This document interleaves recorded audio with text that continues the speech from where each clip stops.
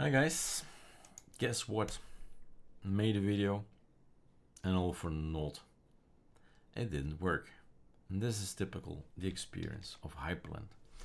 Now you think, why, right? Why do you freeze up and the video is rubbish? Can't use it. So let's try again with this video. What is now possible on Hyprland? There's a little button up here. I've built my own flameshot. And I will not make the video too long, otherwise it will break again and I'll get frustrated. It's called edu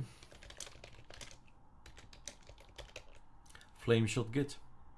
If you have the nemesis repo activated via the AGT, for example, then you can install this one and it applies for Hyprland, right?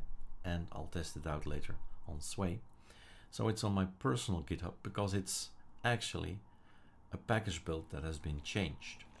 Let's hope that it does not break and can quickly go to what I did.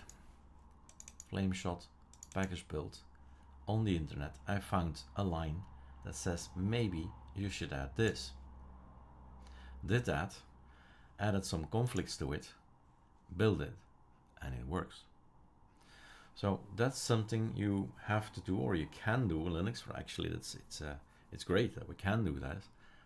Might be a little bit too difficult for beginners, but here it is. Sudo pacman -s this application edu flameshot-git. Make sure the nemesis repo is activated. So if you update your system, you should see this line, nemesis repo, and it's now on there.